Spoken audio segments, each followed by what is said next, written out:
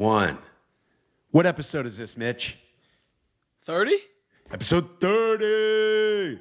Holy crap, dude. When we hit 100, I think we're going to actually be official.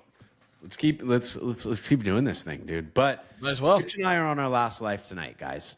We're on our last life because we are hardworking adults and we're running Instagram accounts. We have full-time jobs. And then we hit these pods every Sunday night. And it's like, especially when you got barn burners on Saturday night, you get eyes that look like this. So we're stepping into a little shift of segment here.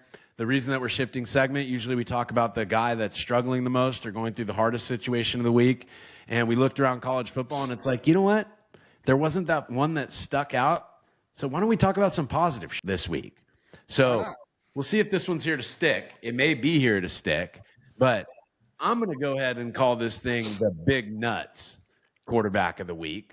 The Big Nuss? Nuss quarterback. Ooh, we got a title.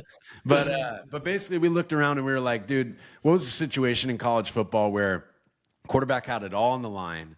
Let's talk about a positive situation and what that thing looks like. And so, Mitch, as I set this thing, you had the first game of the season was a primetime game for LSU against USC. And USC's lost a couple games, and they're a tough team. They're a much better team than their record indicates. But they played out of their mind against LSU in the first game of the season. LSU fans are super pissed off. Brian Kelly can't win a big game to start the season, all that And I was able to recruit Nussmeir in high school. And they're those guys that when I got on the phone with them, I could tell they just had that it shit. And for those that don't know, like Doug Nussmeir has been a quarterback coach up in the NFL for a long time. He's a great guy. I got to meet him. Nuss, he came up to visit at Mizzou, and I got to spend a lot of time with them. And he's a coach's son and just a very, very smart cat. Very confident kid, not overly confident, knows the levity of the situation and handles it responsibly. But you lose that first game of the season, and it's like, now you're in an SEC gauntlet. And it's like, dude, we got to win now. Yeah. And any game that's one of those tweener games, like they had a big win on the road against South Carolina. And now this one with Ole Miss, who's in a very, very similar situation where they both have one loss. And this is a huge game with what's left on their schedule to say, like, dude, we lose this one, we got no breathing room. Yeah. So those are the implications going into the game. And Ole Miss is a hell of a defense, and they were able to play good defense for most of the game. So we take ourselves to finding ourselves in the situation. And I guess before I take us into the situation, Mitch, like, I know I did a pretty good job there, but just talking about the implications that are going into this at home, like talk a little bit about a night game in Baton Rouge, playing that game with, in a game you can't lose really, just what you feel as a quarterback in that situation. Yeah, a lot of pressure. It's an elimination game for both teams. You have to. The loser of this game has to be perfect, and you still might not get in. So it's a big pressure situation. That's why you go to those schools to play in those kind of games. And I think you hit it on the head. I think it's almost a disadvantage at times being a coach's kid because now there's plenty of advantages, but he knows the levity of the situation. He knows the coach's mindset behind the situation. He knows how big of a deal it is. So having all of that knowledge as well on your plate and still getting it done is super impressive. And again, night game at LSU. Want to play well in front of the fans, want to give him something to cheer about, and he did just that. So super impressive. 100%. And it takes us in then to the drive. And I'll say this. I want to ask you this real quick, Mitch, is like as we get the drive set. So you're down by a touchdown. You know that you need to go get 7, which is obviously a different approach, just knowing that. Because the cool part about that is you have 4 downs. Like, you have 4 downs, right? Oh, yeah. But you get the ball in Baton Rouge, in your stadium, and there's 3:09 on the clock, and you get the ball on your own 25-yard line. Like, the dynamic that I want you to touch, and anything else that you have to say about it, but is going into that drive. What's the feel like on the sidelines? And I want you to touch on what's the feel in the stadium. Because that, to me, is a feeling that very few know about at home in that situation because everyone knows the implications. And so it's sometimes on the road, like I love getting drowned out by a team. Like I played at Tennessee my senior year, and like there was 1 minute and 50 seconds left, and we had to go 90 yards to win the game. And it's like no one was hearing shit for those 2 minutes. And so it's very easy in ways to kind of like, besides your procedural, like focus on the task at hand and just go play by play. It's a little different when you're the home team down by a touchdown with 3 minutes left as you take the field knowing you have to score. Take us under Garrett Nussmeier's helmet and the feel of that environment in the stadium and your huddle as you guys run out on the field. Yeah, and just based off what you said and him knowing and understanding the situation, he knows the season's on the line. This is the season right here. And definitely is a weird feeling. I can't say I've played in front of 100,000 home fans who didn't, not at Wake, it was 20,000 home fans. So I haven't had that experience, but I'm sure it is an awkward.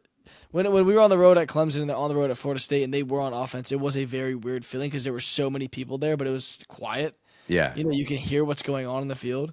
So yeah, you just feel a lot of eyes on you. There's a lot of eyes on you because that's all they can do is watch. They're not trying to make a lot of noise, and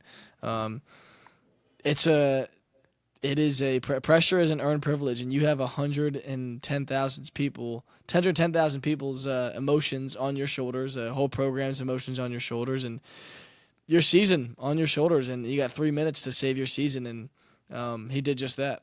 No doubt, dude. And for me, like, you're balancing, and what we do is like to go out for the first play, like you're huddled up as an offense 5 yards from the sideline. Yeah. And you're there to get the first play call of the drive. And like, I always loved that feeling because it was, you're trying to be stoic to show your guys, like, I'm calm. Yeah. But you also want them to know, like, I know we're going to go score. So it's a balance of like staying under control, but also showing them we got this. Yeah. So you take how'd you do that? Can you talk? Because I kind of know how I did that because I agree with you 100%. I love that.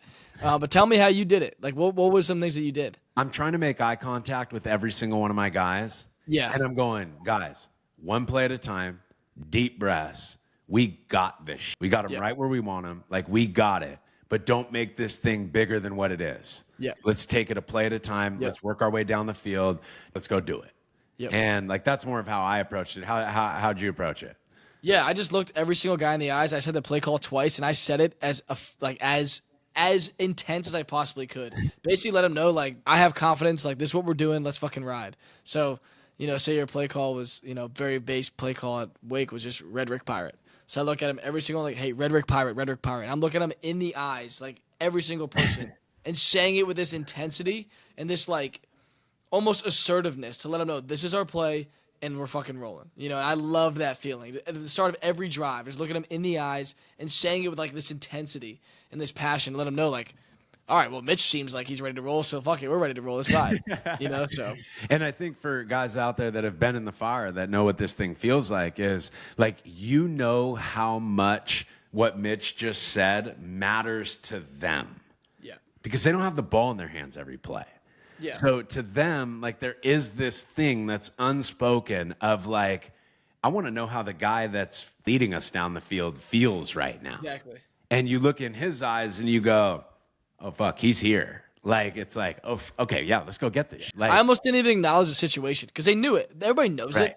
There's no point in me being like, all right, guys, big drive here. No shit. Right. Like, they know. I don't even acknowledge it. I'm just like, all right, here, this is what we're doing and we're rolling. Exactly. Totally. Yeah. Well, that's dope. And I also, we'll get into it as the drive goes, but exactly what Mitch said too, just in terms of how he projected the play and what he was communicating with them. I was extra attentive to that at the line of scrimmage that whole drive. Yeah. 100%. So I'm going to be super exuberant with, like, how I bring motions. I'm going to be super loud and animated getting up into my offensive linemen because I want them to hear me and hear my voice and go, okay, we're here. Yeah. I don't want them to barely hear me and feel everything else. Exactly. I want them to get drowned out by what I'm saying and that like clear their thought process and keep them focused on the task at hand. So you go out, Mitch, on the first play of the drive. Like, first play of the drive, to start and you got 3 minutes left and you got 2 timeouts, you're in a good situation. Time is on your side. Like, even though you got to go 75 yards, time is on your side. Like, first play of the drive, it's a pass play, first of all, okay? Yeah. What are your thoughts first play of a drive as you go into a drive like that? Anything but 2nd and 10. That's exactly right. Anything but 2nd and 10. I'll scramble for 5 yards, or I'll hit it. Hopefully it's a quick game call, or like a high-low concept where I can get a first down or I can get something underneath. I just want to make it 2nd and 3. And that's a normal drive in college football. 3 minutes, that's all you need. That's 8 plays. Totally. 8 to 10 plays if you're going fast.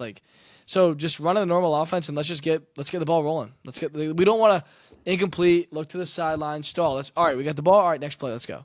It's exactly what Mitch just said, just in coaching vernacular, like on the field, is we want a positive play. Yeah. Just a positive play. Yeah. And the two things that in coaching, like they measure on these final drives is, do we get a positive play to start the drive? Yeah. And do we get the first down? Yeah, exactly. Like those two things. Yep. And so that's why I was check down city on these drives. Because I'm like, dude, they're dropping off, especially when we're in our own territory. So like I'm getting to the check down.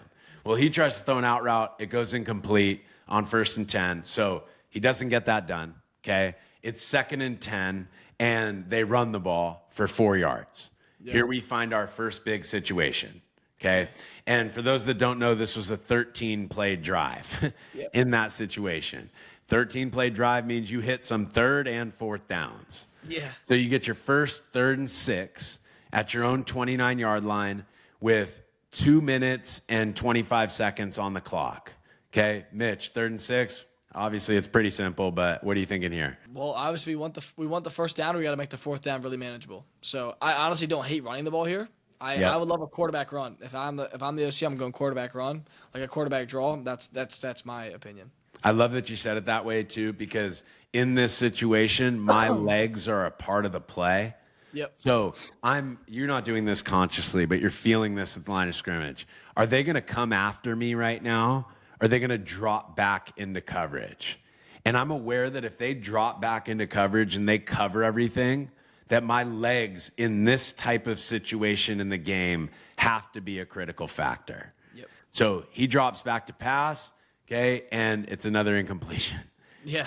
So you're now 4th and 6 at the 2-minute warning from your own 29-yard line. Obviously, it's going to be a lot of the same, but what are you feeling here, Mitch? Season on the line. Let's ride. Here we go, baby. Here we go. So just the feeling underneath the helmet, guys, is like that eeriness in the stadium. You'll probably only hear Ole Miss's sidelines, like getting juiced for 4th down, like because they know this is the game. Yeah. You're not going to hear from anybody in white, purple, and yellow. So it's 4th and 6. Garrett drops back to pass, does a great job of feeling the pocket collapse to the right side, drifts to the left. He has an over working from right to left. So he had a front side MOR and then a quick out, and then the over comes open. He completes it. Huge play because you got the first down. You got the 4th and 6 conversion. You're underneath the 2-minute warning. So, Mitch, talk about the procedure. You convert. Now, what are you doing? What are you doing in that situation? That first down, we want to go absolutely as fast as we possibly can, especially with the clock. The clock's going to pause for a little bit because you're within 2 minutes, but you want to go as fast as you can. So the play is a pass play. Yeah. So let's go through procedure on a 2-minute drive. Yep. And we're going to talk about it through the perspective of we're assuming that on a 2-minute drive, guys, a lot of teams don't look to the sideline. Yeah. A lot of teams don't look to the sideline. Yeah. The quarterback calls it. Yeah. So let's put us in both situations. I'll go, you call it.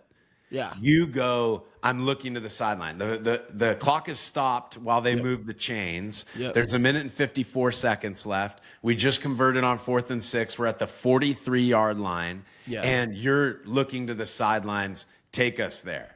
Yeah, I'm looking to the sidelines. It's probably going to be a 1 or 2 word call. You have about 7 to 10 calls that you're going to call in your 2-minute game plan. It's something you practice every week. So for us at Wake, it was the 1,000 series. So anytime we got thousands, it was just our 2-minute plays, and we had 10 of them, and we knew what I told you, the formation, the protection, everything, and we were rolling. So you're looking quick, you're relaying it to your O lineman fast, and you're making sure everybody is set, and then as soon as everybody's set, you're snapping the ball. And for me personally, I'm hoping that everybody's getting past the sticks because you have no timeouts, and if they're not getting past the sticks, it's an out route with a flood concept, like a 3 levels concept. So you have to hit the check down, you get 7 yards, he's stepping right out of bounds. Personally, I do like flood a lot. I love flood. In these situations, they're protecting the sideline, so it can get muddy. I'm a big 4 verticals choice fan, where you can stop, wrap, curl up beyond the sticks. That's what I always loved in these situations. Agreed. Big fan of that play call. And I'll take us in because there's another conversion here in a second. We'll go what Mitch just said. That was looking to the sideline, communicating it, getting everything set. And he talked about, like, the 8 to 10 plays that they're going to call in that particular situation. I'll talk about if it's on the quarterback in just a second. But 1st and 10, you're on your own 43-yard line. You drop back to pass, incompletion. Next play, 2nd and 10. 43-yard line, 1 minute and 49 seconds left on the clock. You drop back to pass, incompletion. 3rd and 10 at your own 43-yard line. Big situation. Just talk us through again. 3rd and 10 thought process, middle of the field. It's going to be similar, but 1:24 is left on the clock. Yeah. And in the 2-minute drill, okay, incompletion is better than a sack. So we always want to. Sack is a no-go. If you get sacked with a 2-minute drill with no timeouts, you're done. And we want the ball, with this situation, we want the ball to finish out of bounds or beyond the sticks. So a 7-yard completion tackled in bounds isn't the worst thing in the world, but it's not ideal. But here on 3rd and 10, anything goes. If you can scramble for 5 yards, scramble for 5 yards. So our feet are back factor, and the completions in bounds are a factor. Obviously, we want to get past the sticks or get out of bounds. But 4th and 5 with the clock running is better than 4th and 10 with the clock paused. So that's my scenario here. My scenario is, okay, what is my throw beyond the sticks? Do I have a check down that I can make this 4th down manageable, finishing with a scramble? Absolutely no sacks. That's my thought process. Beautiful. He said it perfectly. The only thing I'll throw in, again, is a little bit of coaching vernacular on that, which is it's 3rd and 10. Usually, guys, in this situation, it would be 2nd and 10 that we're talking about, getting half the distance. Okay, so as a coach, on 1st down, you want 4 yards, but you want a positive play. Okay. On 2nd down, you want half the distance. And I think that's a great one for you young quarterbacks you probably haven't heard yet. Is like something that I sucked at early in my career was I get sacked on 1st down and it's 2nd and 16. And because I just took the sack, I feel like I have to get all 16 back. Exactly. So instead of taking a check down, I'm forcing the dig. It gets batted down and now we're screwed in 3rd and 16. Okay, well, in this situation, you have 4 downs. So to what Mitch said, where he's talking about running for it, he's talking about any situation that you need to get positive yards, you're just trying to make 4th down manageable, so you're looking for half the distance. So we're looking for a 5-yard play. Of course, we want the conversion. We're just not going to force a conversion at the expense of yards in this situation. On 3rd and 10 at LSU zone 43, I think he makes the play of the game. That game was the pocket collapsed from the right side, but it didn't collapse with no free rusher. There was a free rusher there on his upfield shoulder. He did some step back move that got him away from that, but this dude redirected and was on his ass too. And he's rolling to the right side of the field now, and he throws over going to the left side of the field while he's going across his body. Guy catches it. Huge play for 19 yards. So now is where I'm going to take you into if he has to call the play. So we have a big conversion. We're down to Ole Miss's 38-yard line. I'm not freaking out because the clock is stopped as they move the chains. But I definitely have urgency. I said that the reason I'm going to take this situation is because now I'm in charge of the play call. So for me, that was with Franklin, like I did that at Vandy. So that last drive of the game against Tennessee, or this situation for LSU, the first thing is I have to set the formation. As I set the formation, the rules that I have to set the formation is, this is the hard one. I sucked at this my first year and a half at Vanderbilt doing it in practice, was, are we in a right-handed formation or a left-handed formation? Because if we're in a right-handed formation, it means that we have the Z and the Y to the right, and we have the X and the F to the left, depending on what you call the letters, guys. But if I were to call doubles left and we were just in doubles right, now the Z and the X got to flip, the Y and the F got to flip, and we don't have the time to do that. Exactly. So I have to know what formation we were just in, and I can keep us in a right-handed formation. If we're on the left hash, okay, I can change it to trips, or I can go 2 by 2. Again, we're staying in a right-handed formation, though, so that if I do make it trips, the only guy that flips is the F. Okay? So I signal the formation. We get that communicated because the receivers need the information first. Then I'm going to go jet protection. I'm going to call it based on what hash we're on. I want to slide the line to the field and have the back insert weak. So typically going to be, let's say, left hash. I'm calling 2 jet, 2 jet, 2 jet. So I'm getting up into the offensive line, 2 jet, 2 jet. As I do that, I'm making sure they're communicated with, and then I back up, and I'm now signaling the concept to our guys. Signals are tough in these situations just because, like, seams was always the one that I liked communicating the most. If we were in like a seam stop, like Mitch was talking about too, with options there. If we were in 3x1 and it wasn't seams, like now you get into like having to tag guys, or at least that's how we had to do it, which is a little bit more confusing. But I like my solo dolo on the backside to tag a route to my X. Either way, I communicate the play to those guys. I make sure we are set. Because that's the biggest thing, is just making sure that all our guys are not going to get procedural penalty, because in this case, we have to burn a timeout, or they're going to run 10 seconds off the clock. So that's where we're at. First down, my play call sucked, incomplete pass, okay? 2nd and 10. What are you calling there? Whoo! In that situation, I would probably go with the long words. I'd go 3x1 because I know they were on the left hash. I'd go 3x1, and I'd go Z hooter, Y go, X turn back. And I got the Y clearing the middle of the field. I got the F running a pull route. So he runs like a 6-yard hitch and then breaks out off of it, because I think they're going to be in too high. So that hooter route is that dig at 12 to 16 yards. And I like that route a lot based 100%. On the coverages that I'm going to see, because I'm thinking middle of the field open with some depth to it. And then I want to tag that backside. I'd like to tag it on a stop. In case you get because I want to just throw that stop on time there. 100%. If I feel the coverage is fucked, and that's a zone too high concept to the field, then I will, because if it's not that, then they're probably playing one high. Then I'm going to go back to that backside receiver and change the route and take a matchup route. I got to be quick with my time, but that's 100%. Probably what I'm playing it. Let's throw it back on you. What's your call there? It's 1st and 10, so you have a lot of shit to work with, but what do you think in that situation?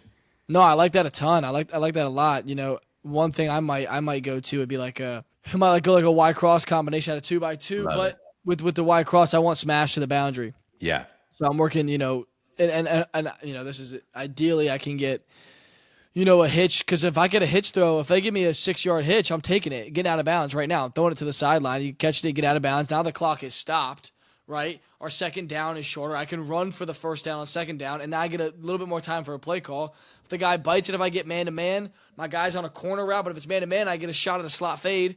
And if they drop it off to zone, I can still hit the cross on like a 2-man, 2 Tampa, then I get the post curl to the back hopefully gets out of bounds. So I like a little Y cross there, but I also like your call for sure. Dope. And what Mitch is talking about there is a full field read progression. And it's the high-low on smash. So you just said it, but like, why are you working left to right there? What are you saying there? It's just pure progression. I'm working. My first thought process is, can I get this hitch throw caught and get out of bounds to stop the clock and get a better play call? It also gives me an opportunity to throw a slot fade if it's man-to-man, and we get that conversion. If not, like you said, you kind of have the over dig window backside just to see, you know, the over might come open versus man, or might clear the window for the dig, and you always have the back flare into the field. Obviously, that's a tougher throw to the back. You don't really want to throw that unless you know you can get out of bounds. But I like that call in that situation. I probably would go with your call. But again, I'm a huge fan of 4 verticals conversions, because you're just going to find grass. And if you get a one-on-one shot, you get a one-on-one shot. And the four verticals part of it, they oftentimes will get soft in these situations too, because the clock's working against you. You dump it to the back. We still have time, especially with those 2 timeouts. Like we're in a good spot there. Okay. So 1st and 10, my call sucked. Mitch's call sucked. Incompletion. 2nd and 10, and we get a conversion. So we throw another over route for 10 yards, and we are now down to their 28-yard line. 1st and 10 on the 28 with 45 seconds left and 2 timeouts. Mitch, tell him, does that feel like a lot of time? Does that feel like a little bit of time? You have 45 seconds, 2 timeouts, and you're on the 28-yard line, 1st and 10. Yeah, bro. So how we did it, okay, at Wake, and Coach Clausen was super analytical with this stuff. Like, he's a wizard with this stuff. Like, has like a textbook. Like, he's all that stuff. We're saying each play, every about 8 seconds you get a play. 6 to 8 seconds you get a play. So let's say 6, right? So with, 45 seconds left? 45, yep. 45, we're saying we get, 7 plays off, give or take. Let's say 6 plays off, plus your timeout gives you an extra 10 seconds. So you really got 7-ish plays, 7, 8 plays, assuming they don't take forever and you're efficient with them. At the 28-yard line, we want to get another first down, and if we get another first down here, I wouldn't hate running the ball on the next first down as you get closer to the end zone. I love it. I love that. I love the situation there and talking that out like that. And you did great math there, Mitch. As we look at the math in that situation, you're at the 28-yard line, and Mitch said, like, I'm going to get 6, 7 plays with those 2 timeouts. Yeah. Well, 6, 7 plays is 2 conversions, and 2 conversions is you score. Yeah. So we are now not really up against the clock. Exactly. We can't be negligent, but we're not really up against the clock, which with 2 timeouts opens up the playbook too. Yeah. Because like Mitch is talking about, you can run the ball, and we're going to get that here in a second. 1st and 10 with 28 seconds left, drop back to pass. There was pressure. He threw the ball away. 2nd and 10, you've got 40 seconds left. Okay, and he drops back to pass. There's actually a guy open to the right side of the field in the flat, but he reads the middle of the field. Guy's covered, and he throws one of those protected balls at quarterback where it's like people could say he dirted the ball, but it's like if he threw it at the guy, it might get picked. So, like, he's living for 3rd down, and then you see a call that most people don't understand, and I want Mitch, even though you've said it twice, to dive into this, is it's 3rd and 10. You're at your own you're at their 28-yard line, and you have 2 timeouts. They choose to run the ball. Yep. I know that 98% of the fans in the stands for LSU were like, "What are we doing? Running the ball on 3rd and 10 on the 28-yard line with 30 seconds left." You tell me, why are we comfortable running the ball there, and why would you run the ball? Well, one, we get a timeout, right? So we'll stop the clock, and 4th and 5 is better than 4th and 10, and 4th and this is my thought process on 3rd and 10, right? One of 2 things are going to happen. Ole Miss is going to be playing pass defense, okay? So they're going to be their defensive line is pass rush situation, so their gap integrity is not going to be as great. They probably have a light box, so you're going to have even numbers with your offensive line and the guys in the box to block. And if you do get a pressure situation, a lot of those pressures are built for a pass rush. So, again, your gap integrity is not great. You might spit one for a first down here. So, I love the run here. I absolutely love that. Now let me put you on the spot with this. It's 3rd and 10. You're Ole Miss at your own 28-yard line to win the game, 33 seconds left. Yep. You know they're going to be in 4 wide. So what coverage do you think you're going to run? I'm in 2-man.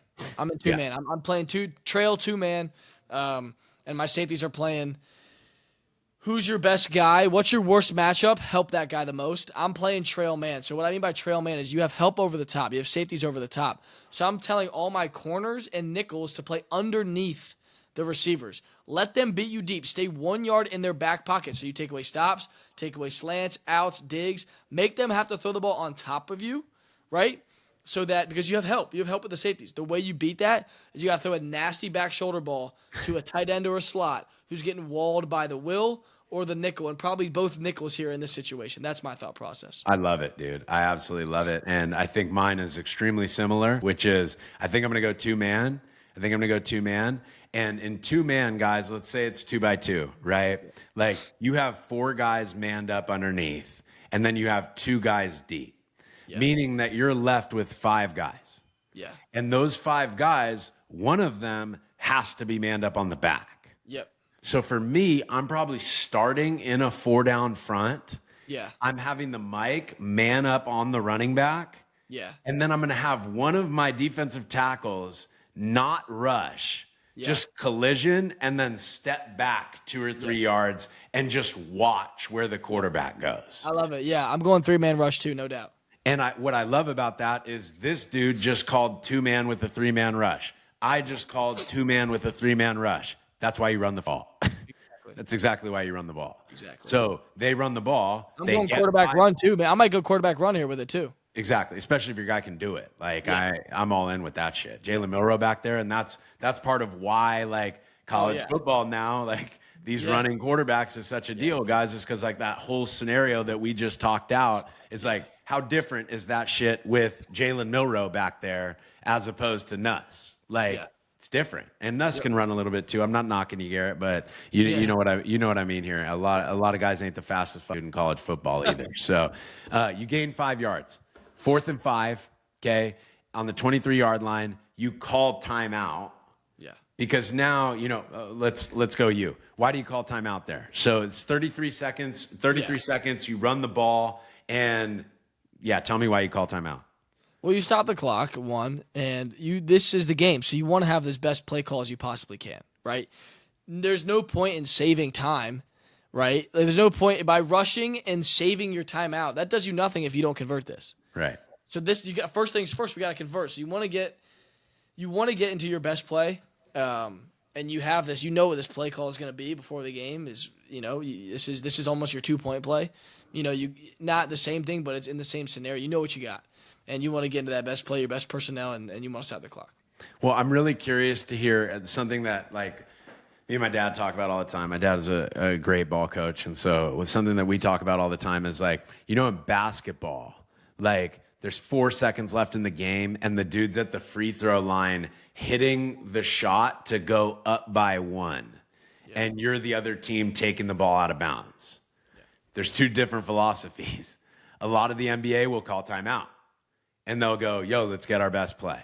Yeah. Or there's a lot of guys with Kobe Bryant or LeBron James that are like, yo, just give him the fucking ball and don't call timeout. Yeah. Like, what are the advantages? Because I agree with you in this situation, but talk me through the advantages and disadvantages because the clock's not going to run out. No. So what are the advantages and disadvantages of not calling timeout?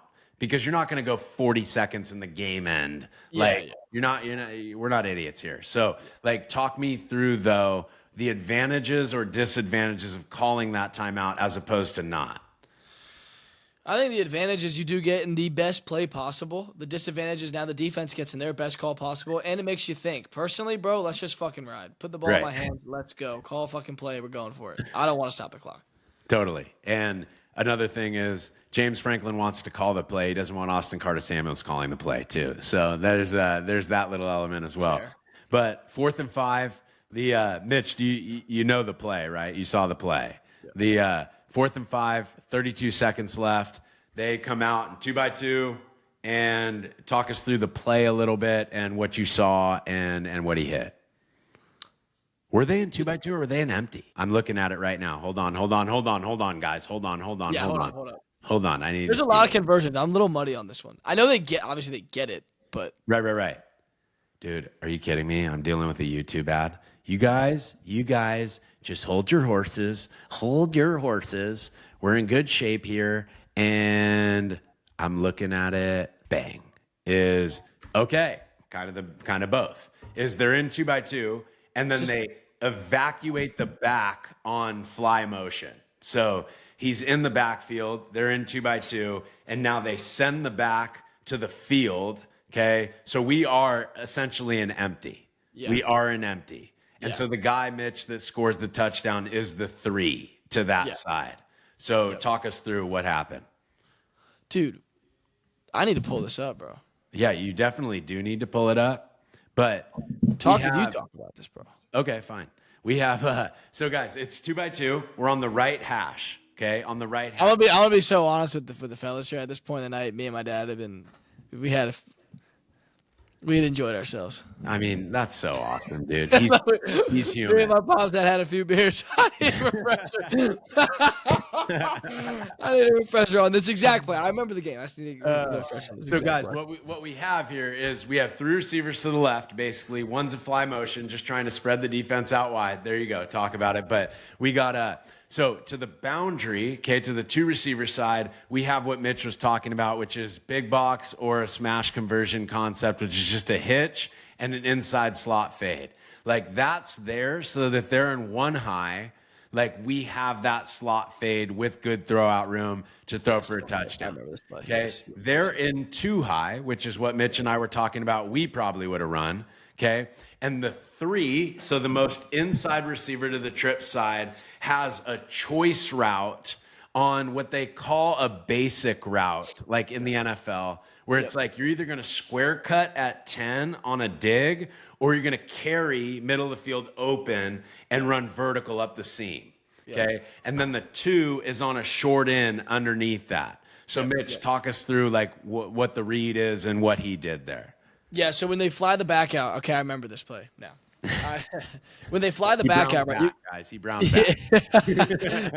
You're gonna get some natural expansion by the mic with the back, and to the boundary, he's got the smash combination, which is what I talked about earlier. If he gets man to man, he's letting it eat, throwing that fade ball to his guy. And now if he can alert the hitch for a first down, he's throwing it. You know what I'm saying? Obviously, totally.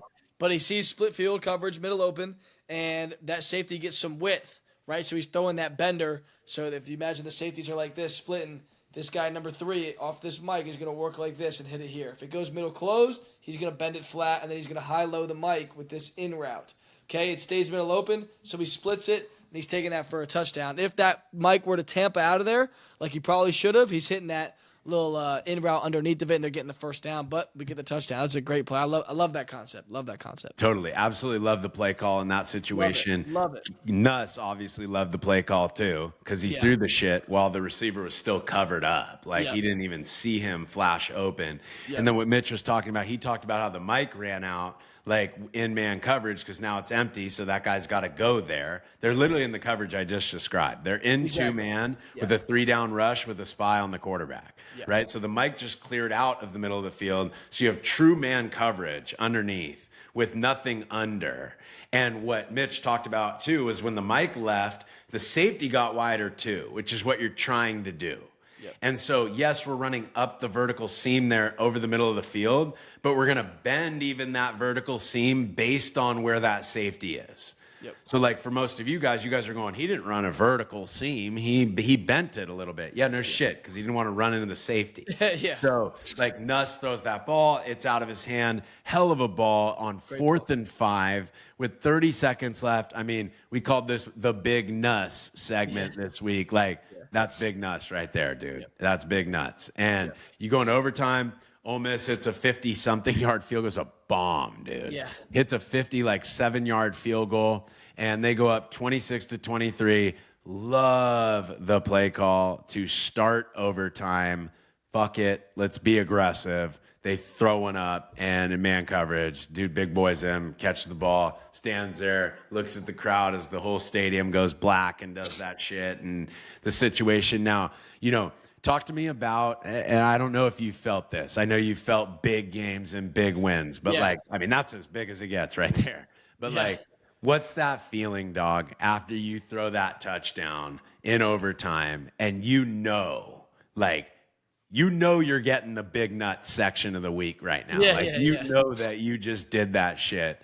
Like, what's the feeling? And we'll both talk about it. Like, what's the feeling for you?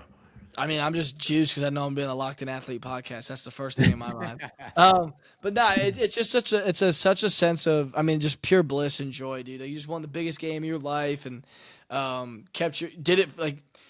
put the team on your back and made a huge play for the guys. And it's just like you proved it to yourself, dude. It's like, hell yeah, I just did that. And it's such a great feeling and kept your season alive, kept your hopes alive, and also a sense of relief, like that's a huge part of it too. And kind of just like that, you get to take a deep breath and there's always a deep breath after every game. Even after you lose, there's a deep breath. Like, whew, all right, let's take these next 12 hours and just. But now you get to do that with a smile on your face, and it's just like, hell yeah, man. It's such a great feeling. There's nothing better than a deep breath after a win, dude. Nothing better. And he just said it, and he just described it. But for me, it's, this is what you do it for right here. So, like, you just look around, bro. And I just remember that in my career. I never did that.